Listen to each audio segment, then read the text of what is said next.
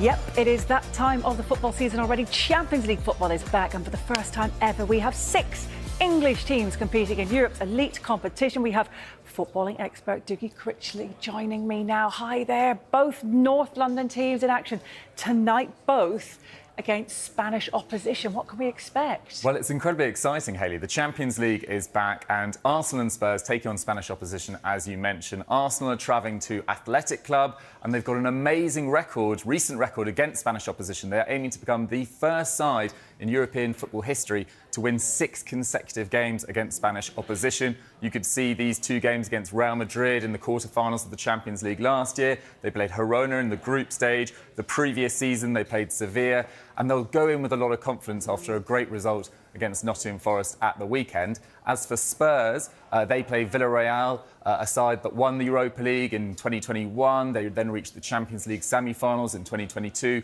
and it's a huge occasion for Thomas Frank. He's managed 425 games in charge of Brøndby, Brentford and now Spurs. But this is his first ever game in the Champions League. But they can go in with a lot of confidence after winning that London derby against West Ham this weekend. How confident do you think Arsenal will be of maybe winning it? Because they've gone from quarterfinals 2 years ago, semi-finalists last season.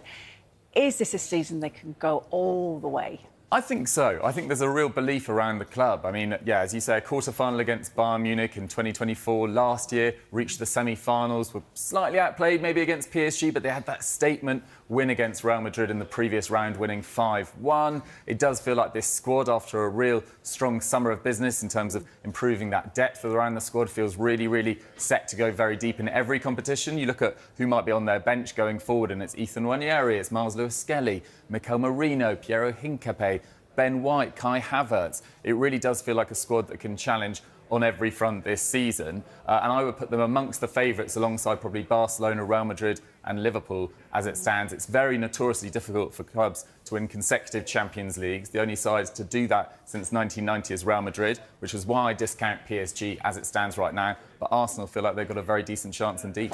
Oh, what about Thomas Frank? A huge night in his career for him, isn't it, really? His first game in Europe as a manager. What can you expect from Villarreal then? Villarreal are notoriously known for much more defensive football, or at least their manager is, in Marcelino. He sets his team up in a 4-4-2 formation. But last year, he sort of interestingly took off the handbrake slightly, and actually only Barcelona and Real Madrid scored more goals than them last year. They've had a pretty disruptive summer, I think it's fair to say. Alex Baena, who created the most chances in the entirety of Europe last season, he left to Atletico Madrid. Thierno Barry went to Everton. Yeremy Pino joined Crystal Palace late on as well, but they have made some interesting incomings as well. Tajon Buchanan, who spent last season on loan from Inter Milan there, he signed permanently. Molero arrived from Las Palmas as well, and Georgios Mikotadze joined from Lyon, and they've got off to a pretty solid start. They did lose at the weekend against Atletico Madrid, but you can expect the likes of Nicola Pepe, former Arsenal player, to be full of motivation against Spurs tonight. Oh, there you go. OK. What else should people be looking out for this evening then? Well, there's some great ties. I think the one to really keep an eye on outside of the English clubs is probably Real Madrid against Marseille. Real Madrid aiming to win a 16th Champions League this season. Last season was just the second time in the last 10 years that they haven't won one of the 3 major trophies available to them. There's also Qarabag going to Benfica. That's an interesting tie. So much speculation around Ruben Amorim and potentially being a target for Benfica. PSV made the knockouts last year before losing heavily to Arsenal. And then Juventus versus Borussia Dortmund looks absolutely fascinating. Juventus won a massive game against Inter Milan at the weekend, 4-3. They were 3-2 down late on. Adzic, this Montenegrin midfielder who's come through their academy after playing in their next-gen side last year, he scored a brilliant winning goal there. And Serhou Guirassy for Borussia Dortmund has been absolutely amazing at the start of this season. So much intrigue all across Europe. And we've got the next 2 days to enjoy as well, with games on Wednesday and Thursday. We do.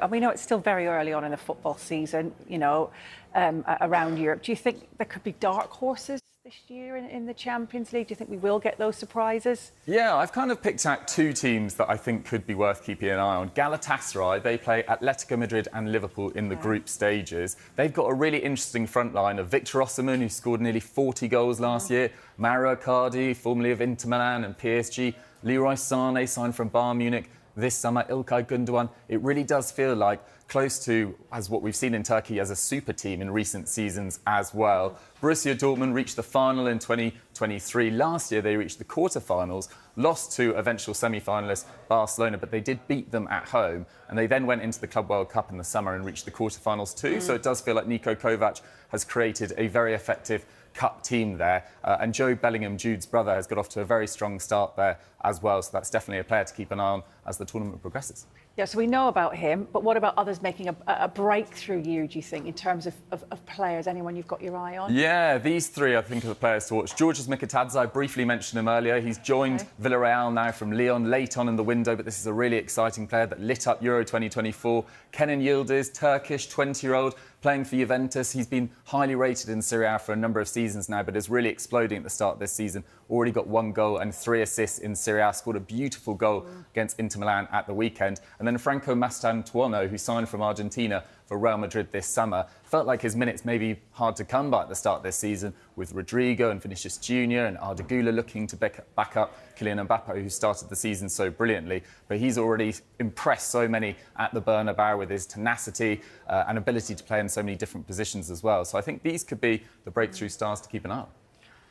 Oh, that was a lot of information. Amazing. Thank you very much. So Pleasure. much looking forward to this. Yeah, great. Should be Thank great. you, Dougie. It will.